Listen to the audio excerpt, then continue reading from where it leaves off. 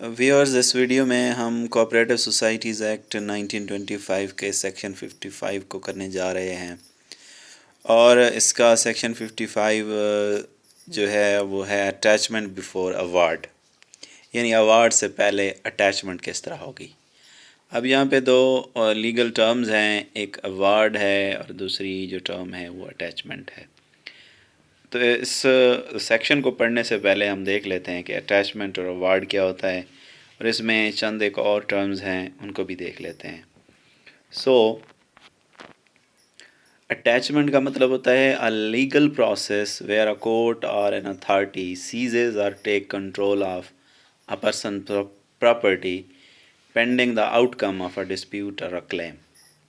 تو اٹیچمنٹ ایک legal process ہوتا ہے جس میں کوئی بھی کمپیٹنٹ اتھارٹی کسی شخص کی پراپرٹی کو سیز کر سکتی ہے یا کنٹرول میں لے سکتی ہے جب تک کہ ڈسپیوٹ یا تنازع کا کوئی نتیجہ نہیں نکلتا۔ اسی طرح ایوارڈ جو ہے، ایوارڈ از دا ڈیسیژن اور judgement made by an arbitrator in a dispute between a cooperative society and its member. تو ایوارڈ جو ہے وہ فیصلہ ہوتا ہے جو کوئی آربیٹریٹر یعنی ثالث جس کو ہم کہتے ہیں، وہ فیصلہ دیتا ہے ایک کوآپریٹو سوسائٹی اور اس کے ممبرز کے درمیان جو ڈسپیوٹ یا تنازع ہوتا ہے اس کا، جو اس کو ہم کہتے ہیں ایوارڈ۔ تو یہ جو سیکشن 54 ہے وہ ڈیل کرتا ہے کہ ایوارڈ یعنی فیصلہ ہونے سے پہلے کسی شخص کی پراپرٹی جو متنازع ہو اس کو کیسے جو کمپیٹنٹ اتھارٹی ہے یا کورٹ ہے وہ کیسے اپنے کنٹرول میں رکھے گی اور اس کو سیز کر لے گی۔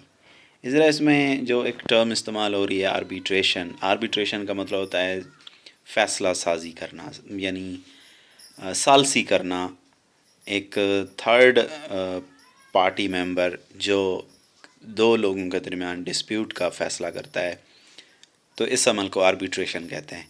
A process where a neutral third party helps resolve a dispute between a cooperative society and its member۔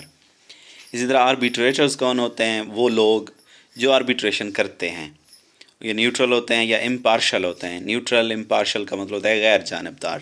A neutral or initial third party who is appointed to resolve a dispute between a cooperative society and its member۔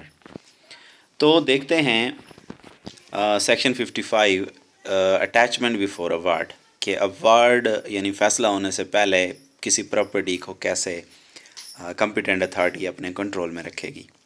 Where a dispute has been referred to the registrar under section 54 or to arbitration under clause G of section 50۔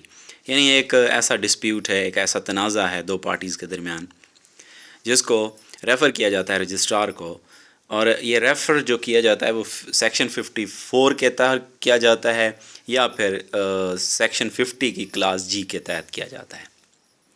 The registrar or his nominee or the arbitrators. تو اس صورت میں جو registrar ہوگا یا اس کا کوئی نامزد شخص ہوگا، یعنی جس کو رجسٹرار نامزد کرے گا، آر دا آربیٹریٹرس، یا جو آربیٹریٹرز ہوں گے یعنی جو فیصلہ کرنے والے ہوں گے، ثالث ہوں گے، ایز دا کیس میں بھی، یعنی جس طرح کی بھی صورت حال ہو۔ if satisfied on inquiry or otherwise، اگر وہ اس بات پر سیٹسفائی ہو جاتے ہیں کہ وہ کوئی انکوائری کریں یا اس کے برعکس ہو، that a party to such arbitration، اور اس فیصلے میں جو ایک ایسی پارٹی ہے to such arbitration with intent to delay or obstruct، یعنی جس کی انٹینٹ ہو، جس کا ارادہ ہو، جس کی انٹینشن ہو ٹو ڈیلے، کہ وہ اس فیصلے میں تاخیر کرے، اور ابسٹرکٹ یا اس میں رکاوٹ ڈالے، the execution of any award that میں بی میڈ، یعنی ایگزیکیوشن آف اینی ایوارڈ، کسی فیصلے کی کو حتمی شکل دینے میں کوئی اگر پارٹی رکاوٹ ڈالتی ہے، is about to dispose of, اور وہ پارٹی کیا کرتی ہے؟ About to dispose of the whole or any part of his property, یعنی اپنی پراپرٹی کا کوئی حصہ یا پوری پراپرٹی وہ نکال لیتی ہے فیصلے کے دوران۔ Is about to remove the whole or any part of his property, یا وہ ارادہ رکھتی ہے کہ وہ جورسڈکشن آف دا رجسٹرار، کہ رجسٹرار کی جورسڈکشن میں یعنی دائرہ اختیار میں جو پراپرٹی ہے اس کو وہ نکالنا چاہتی ہے کہ اس کے اختیار سے نکل جائے۔ تو ایسی صورت میں کیا ہوگا؟ رجسٹرار یا اس کا نامینی یا جو آربیٹریٹر ہوں گے، may unless adequate security is furnished، جب تک کہ مناسب سیکیورٹی فراہم نہ کی جائے direct the conditional attachment of the said property, تو اس پراپرٹی کی کنڈیشنل اٹیچمنٹ کی ہدایت دے سکتا ہے. کنڈیشنل اٹیچمنٹ یعنی اس کو کنڈیشن شرطیہ طور پر کیا کر لیا جائے، سیز کر لیا جائے. And such attachment shall have the same effect as if made by a competent civil court.